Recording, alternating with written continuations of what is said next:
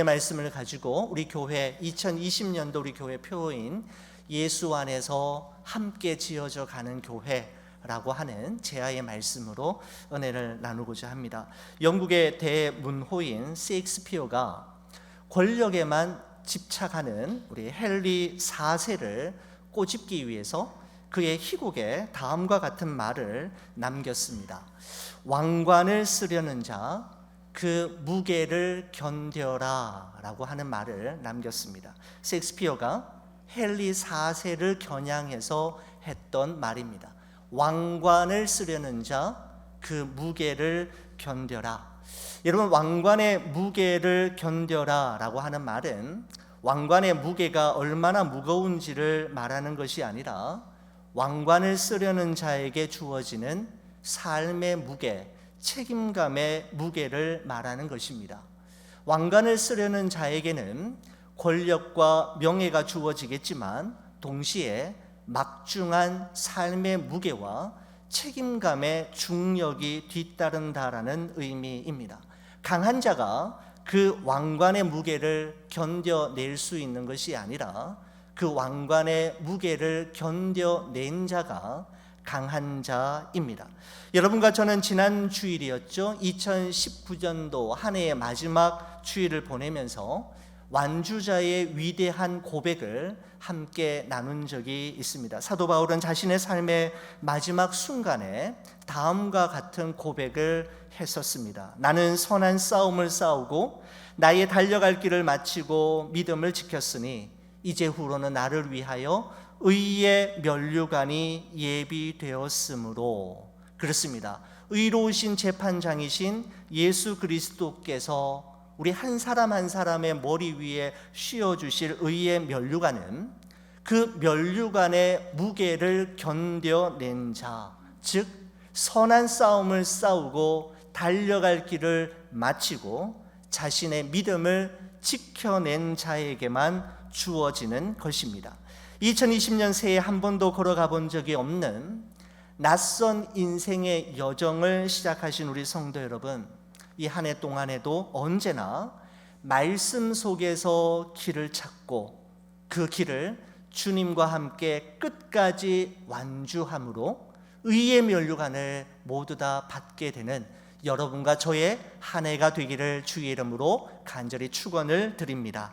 여러분, 새해를 시작하면서 원래 우리 교회와 우리 성도들이 다 함께 바라보고 다 함께 주목해야 할 표대를 저는 예수 안에서 함께 지어져 가는 교회라고 하는 이 표 속에 고스란히 담아 보았습니다. 여러분, 오늘 여러분과 함께 읽은 이 본문의 말씀, 에베소서 2장의 말씀은 교회란 무엇인가? 교회가 하나님이 거하실 거룩한 처소가 되기 위해서 우리는 어떻게 해야 하는가라고 하는 중요한 질문에 대해 소개하고 있습니다. 사도 바울은 20절에 이와 같이 말합니다. 너희는 사도들과 선지자들의 터 위에 세우심을 입은 자라.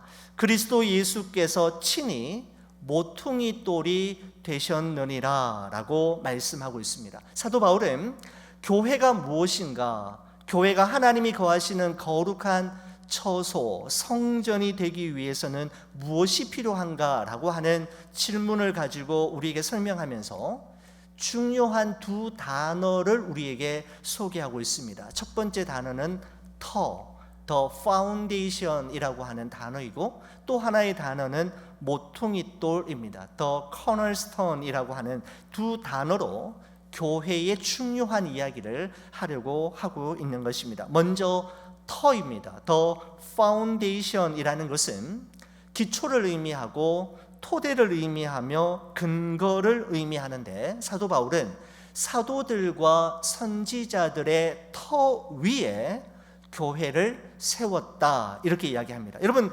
사도들과 선지자들의 터 위에 세웠다라는 것은 신약 시대의 사도들이 전했던 예수 그리스도의 복음 위에, 그리고 구약 시대의 선지자들이 선포했던 하나님의 말씀 위에, 다시 말씀드리면 성경 위에 교회가 세워졌음을 우리에게 분명하게 말씀하고 있는 것입니다. 여러분, 그렇습니다. 기독교는 말씀의 종교입니다.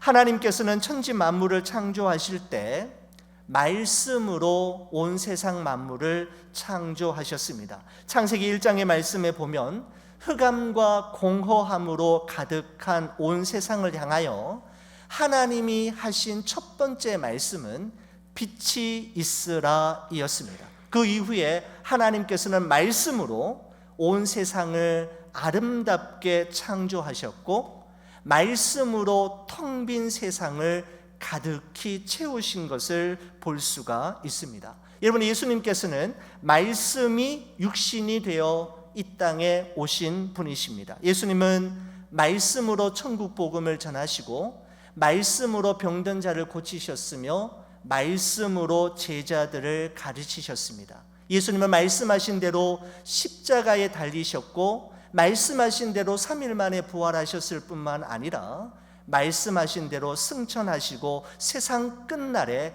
다시 오실 것입니다. 그분은 말씀대로 사셨습니다. 성령님께서는 성령으로 감동된 사람을 통해 그 하나님의 말씀인 성경을 기록하게 하시고 그 말씀 위에 교회를 세우시고 그 말씀 위에 세워진 교회를 통해 예루살렘과 온 유대와 사마리아와 땅끝까지 그 말씀이 또 전해지게 하셨습니다. 그리고 지금도 한결같이 그 말씀으로 우리의 삶을 인도하시고 그 말씀 속에서 우리가 오늘 가야 할 길이 어디인지를 찾게 하십니다. 그렇습니다. 기독교는 말씀의 종교이고 교회는 말씀 위에 세워졌습니다. 여러분, 끊임없이 변하는 세상 속에서 영원히 변치 않는 진리의 말씀을 붙든 교회와 그 교회의 성도만이 의의 면류관을 받을 수 있고 주님의 재림의 그날 하나님 앞에 당당하게 떳떳하게 설 수가 있는 것이죠. 그렇습니다. 교회는 사도들과 선지자들의 터, 그들의 신앙 고백과 말씀과 복음 위에 세워진 것입니다. 여러분, 사도 바울이 사용했던 두 번째 단어는 모퉁이돌입니다. The cornerstone이라고 하는 단어를 쓰고 있는데, 여러분, 이 모퉁이돌이라는 것은 여러분 건물을 지을 때 제일 먼저 놓는 기준이 되는 돌을 의미합니다. 주춧돌 또는 머릿돌이라고도 합니다. 모퉁이돌을 기준으로 해서 건물의 벽돌을 한 장, 두 장씩 쌓아 올리기 시작하는데, 오늘 성경 말씀에 보면 이렇게 말씀합니다. 그리스도 예수께서 친히 모퉁이돌이 되셨다라고 말씀합니다. 여러분, 이것은 교회의 초석, 교회의 기원, 그리고 시작, 그리고 교회에서 이루어지는 모든 결정의 기준과 원리는 예수 그리스도임을, 예수 그리스도이어야 함을 말씀하고 있는 것입니다.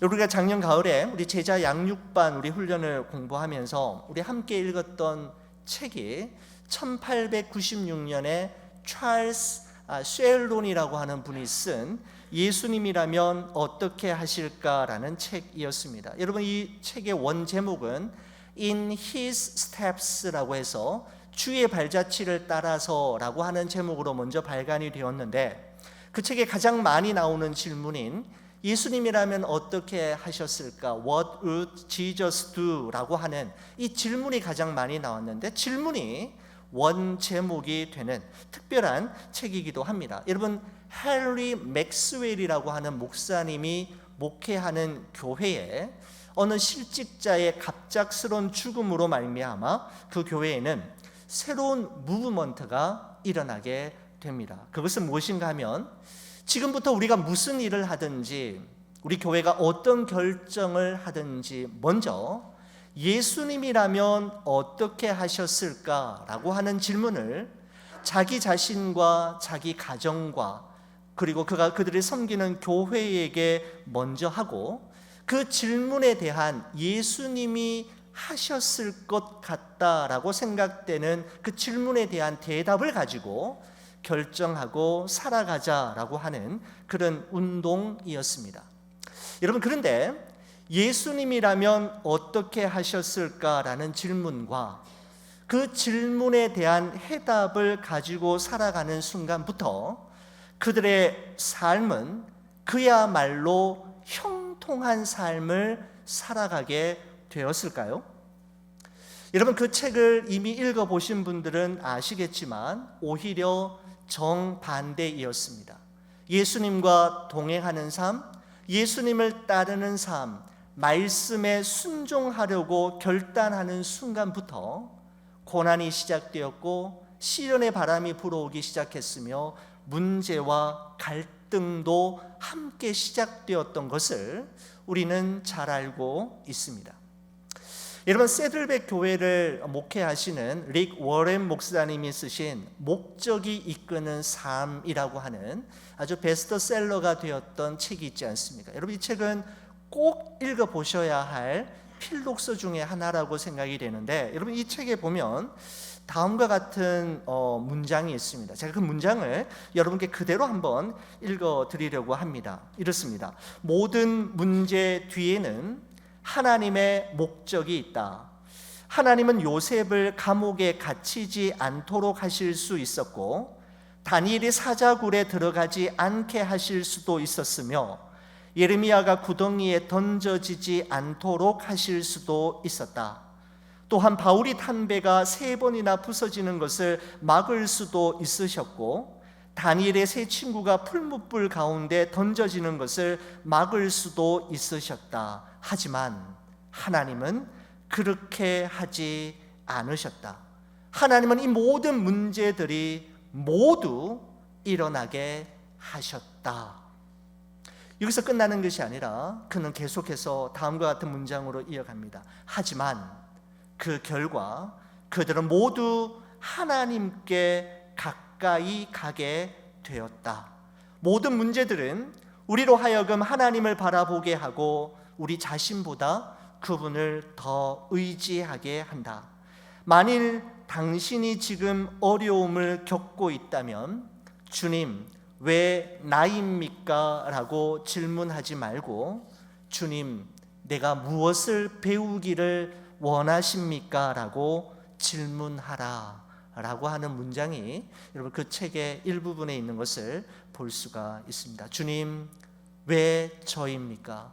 왜 또 나입니까가 아니라 어려움이 있을 때마다, 문제가 있을 때마다, 우리의 가는 걸음을 가로막고 우리 가는 걸음을 지치게 만드는 장애물들을 만날 때마다 우리는 그 장애물 앞에서 주님, 제가 무엇을 배우기를 원하십니까? 라고 질문하라 라고 그는 말씀하고 있습니다. 그렇습니다. 여러분과 제가 걸어가는 신앙의 여정에서 경험하는 모든 고난과 시련, 문제와 갈등은 하나님의 능력이 모자라서이거나 하나님이 나와 함께 하시지 않기 때문에 생기는 것이 아닙니다. 진짜 축복은 풍랑을 만나지 않는 데 있는 것이 아니라 풍랑 가운데 우리를 찾아오시는 분이 누구인지를 발견하는 데 있고 오직 예수 그리스도만이 내 인생의 유일한 문제의 해답임을 발견하는 데 있는 것입니다. 그렇습니다. 예수님은 시련 대신에 평안을 주시는 분이 아니라 시련 중에도 평안을 주시는 분이십니다. 주님이 주시는 평안이 시련 중에도, 환난 중에도, 갈등과 문제 속에서도 경험하는 이 한 해가 되기를 주의 이름으로 간절히 축원을 드립니다. 여러분, 지금까지 내용을 좀 정리해 보면 이렇습니다. 여러분, 사도 바울은 교회는 무엇인가? 하나님이 거하시는 거룩한 처소가 되기 위해 교회는 무엇이 필요한가라고 하면서 그에 대한 질문에 대한 설명을 하면서 2가지 이야기했습니다. 교회의 터, the foundation은 사도들과 선지자들이 전한 복음, 하나님의 말씀, 그들의 신앙 고백, 그게 바로 교회의 터, 파운데이션이고, 교회의 모퉁이 돌은 예수 그리스도라고 이야기했습니다. 예수 그리스도에게서부터 시작되어야 하고 예수 그리스도가 기준과 교회의 원리이어야 됨을 이야기했습니다. 여러분, 그렇다면 여러분과 저를 포함한 성도들은 무엇입니까? 자, 그에 대한 대답이 여러분 21절과 22절에 기록되어 있는데, 우리 성도들은 어떤 존재인지를 사도 바울은 이 다음과 같이 말씀하고 있습니다. 우리 21절 22절 저와 함께 같이 한번 읽어주시겠습니까? 같이 봅니다. 그의 안에서 건물마다 서로 연결하여 주 안에서 성전이 되어가고 너희도 성령 안에서 하나님이 거하실 처소가 되기 위하여 그리스도 예수 안에서 함께 지어져 가느니라. 아멘. 자, 우리가 여기서 유념해서 보셔야 할 말씀이 있는데, 사도 바울은 주 안에서 성전이 되었고라고 말씀하지 않고 주 안에서 성전이 되어가고라고 말씀하고 있습니다. 또한 그리스도 예수 안에서 함께 지어졌다라고 말하지 않고 그리스도 예수 안에서 함께 뭐라고요? 지어져 가느니라 라고 말씀하고 있습니다. 되어가고 있고 지어져 가고 있고 완성되어져 가고 있는 과정 속에 있는 존재가 바로 이 땅 위에 성도들이라는 것입니다.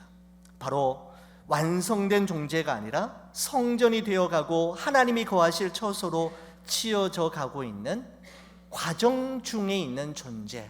여러분, 그래서 여러분 이런 표현 있지 않습니까? Under construction, 건축 중 또는 공사 중이지 않습니까? 그렇죠? 우리는 under 어떤 진행 상황 속에 있는 것이죠. 어떤 상황 속에 있는데 construction, 공사 중에 있고 또 건축 중에 있는 존재입니다. 공사가 완공되었고 건축이 끝난 것이 아니라 되어져 가고 있고 지어져 가고 있는 중이라는 것입니다. 여러분, 이런 관점에서 볼 때 세상 사람들이 우리 교회를 향해 이런 말 많이 하잖아요. 교회가 왜 그래? 교회 다니는 사람들이 어떻게 그렇게 할 수 있어? 라고 하는, 여러분, 이런 질문에 대해 우리가 다시 한번 생각해 볼 필요가 있는 것 같습니다. 여러분, 한국 사회에서나 미국 이민 사회에서 가장 문제가 많이 일어나는 것, 또 가장 시끄러운 것이 어디인가라고 하면 세상 사람들은 교회라고 이야기하곤 합니다.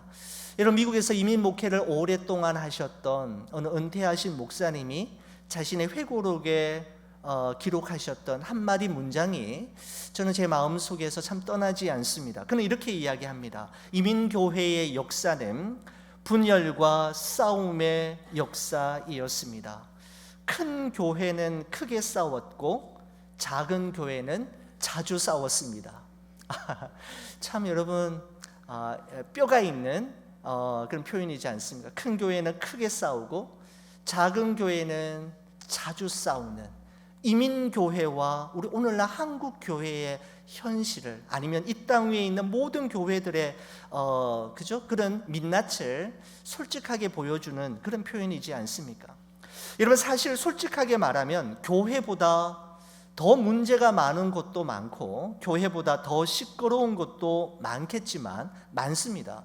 그런데 왜 사람들은 하필 교회가 가장 문제가 많고 가장 시끄럽다고 말하는 걸까요? 그것은 교회와 교회 다니는 사람들에 대한 실망감 때문이라고 생각합니다.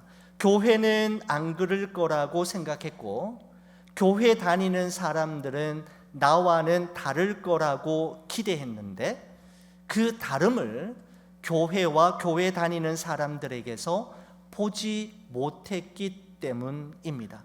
그 다름을 세상으로부터 인정받지 못했기 때문입니다.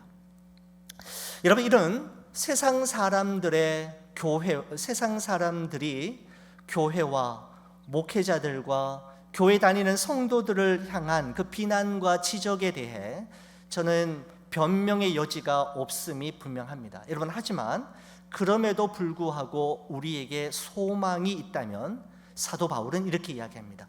교회와 교회 다니는 사람들은 완성된 공동체, 완벽한 사람들이 아니라 오늘도 되어져 가고 있고 날마다 지어져 가고 있는, 아직은 불완전하지만 언젠가는 완성될 공동체, 하나님의 사람들이라고 사도 바울은 우리에게 말해주고 있는 것입니다. 그렇습니다. 우리 모두는 under construction, 공사 중이고 건축 중에 있는 것입니다. 여러분, 성경에서 소개하고 있는 신앙의 선배들은 하나같이 완성되어서 쓰임받았고 완벽해서 쓰임받은 것이 아니라 넘어짐과 다시 일어섬의 과정을 반복하면서 조금씩 되어져 갔고 날마다 지어져 간 사람들이었습니다. 자, 여러분, 그런데 오늘 본문의 말씀에서 참 중요한 것은 우리가 under construction인 상황인데 우리가 되어가고 있고 우리가 지어져 가고 있는데, 지금 우리는 무엇이 되어져 가고 있고 우리는 무엇을 지어가고 있는가? 여러분, 이게 중요하지 않겠습니까?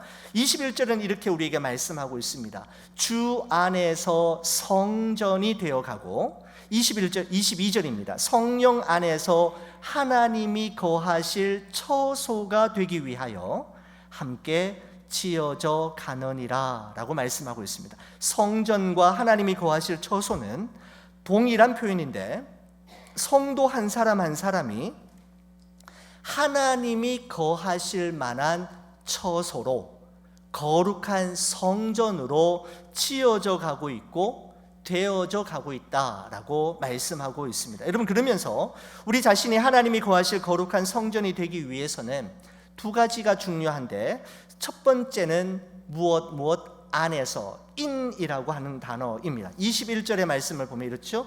주 안에서 성전이 되어가고, 22절에 성령 안에서와 그리스도 예수 안에 있을 때 거룩한 처소가 될 수 있다라고 이야기합니다. 여러분, 우리 한 사람 한 사람이 하나님이 거하실 만한 거룩한 처소, 성전이 되기 위해서 절대적으로 필요한 첫 번째 요소는 안에서입니다. 누구 안에서요? 예수 그리스도 안에 있을 때. 절대로 예수님을 떠나서는 안 되는 것이죠. 그분 안에 머물 때 우리는 교회다운 교회, 성전다운 성전, 하나님이 거하실 만한 처소다운 처소가 될 수가 있는 것입니다. 두 번째는 함께라는 단어입니다. together입니다. 22절이죠. 그리스도 안에서 함께 지어져 가느니라. 누구와 함께요? 성도들과 함께 그리스도 예수 안에서 우리는 지어져 가고 되어질 것이다 라고 말씀하고 있는 것입니다. 정리하면 이렇습니다. 우리가 하나님이 거하실 만한 처소가 되고, 우리 좋은 비전교회가 정말 하나님의 임재가 선명하게 드러나는 하나님의 성전이 되기 위해서는 두 가지가 필요한데, 첫 번째는 예수 그리스도 안에 있을 때, 두 번째는 성도들과 함께 있을 때라고 말씀하고 있는 것입니다. 저는 이 함께, together이라고 하는 이 단어를 생각할 때마다 떠오르는 영상 하나가 있습니다. 오래전에 MBC에서 방영되었던 다큐멘터리 영상물 중에 남극의 눈물이라고 하는 영상이 있었습니다. 여러분, 그 남극에 사는 황제 펭귄에 대한 이야기입니다. 여러분, 남극의 한 겨울은 기온이 여러분 보통 기온이 섭씨 영하 5, 60도 정도라고 합니다. 섭씨로 5, 60도이고 가장 추웠을 때 그 남극점의 기온이 섭씨 88도, 영하 88도까지 내려간 적이 있다고 합니다. 여러분, 미국에서 쓰는 화씨로 변화시켜 보니까 화씨로 마이너스 126도, 마이너스 126도까지 내려가는 곳이 남극점이라고 합니다. 여러분, 그런데 그 남극점에 생존하는 유일한 생물체가 있는데 바로 황제 펭귄이라는 겁니다. 여러분, 여기 남극이라고 하는 이곳에는 여러분 이 기온뿐만 아니라 또 하나의 관건이 뭐냐 하면 시속 100km로 불어오는 눈폭풍이 관건입니다. 시속 100km의 속도로 끊임없이 몰아치는 눈폭풍을 견뎌낼 만한 생물체가 없는 것이죠. 그래서 겨울이 되면 남극점에서는 어떠한 생물체도 그 안에 들어오기를 남극은 거부하는, 여러분 그런 현상들이 일어나게 되는데, 여러분 이 혹독한 환경 속에 그 추우면은 생태계가 따뜻한 곳으로 이동하는 것이 일반적인 견해임에도 불구하고 추울수록 더 추운 곳으로 가는 생물체가 바로 황제 펭귄입니다. 여러분 왜 가느냐 하면 이 황제 펭귄은 새끼를 낳고 그 새끼들을 천적들로부터, 이 황제 펭귄의 치명적인 천적은 뭐냐, 바다 표범과 도둑 갈매기인데 그 정도의 날씨와 눈 폭풍이면 이 남극점까지 올 수가 없는 것이죠. 그래서 이 황제 펭귄은 안전한 그곳으로 이동해서 새끼를 낳고 그 새끼를 키우게 되는 것입니다. 문제는 무엇인가 하면 그 혹한의 추위와 눈폭풍을 이겨내야만 되는 것 아니겠습니까? 그들만의 독특한 방법이 있는데 바로 그들은 허들링이라고 하는 방법을 사용한다고 합니다. 황제 펭귄들은 서로의 몸을 밀착하고 포개어서 큰 원을 만든 후에 원 바깥쪽에 있는 펭귄들은 서서히 안쪽으로 들어오고 안쪽에 있었던 펭귄들은 조금씩 바깥으로 빠져나가면서 그들이 계속해서 몸을 이렇게 서로 썩고 돌리면서 그 추위를, 그죠? 눈폭풍과 그 혹한의 추위를 이겨낸다고 하는데 바로 그것을 허들링이라고 하는데, 제가 준비한 영상을 잠시 보시고 또 말씀을 마무리 짓겠습니다.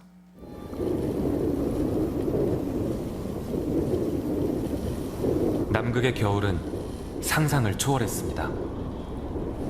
서로의 몸을 꼭 붙이고 숨쉬기조차 힘든 영하 50도의 추위를 이겨내는 황제 펭귄 수컷들.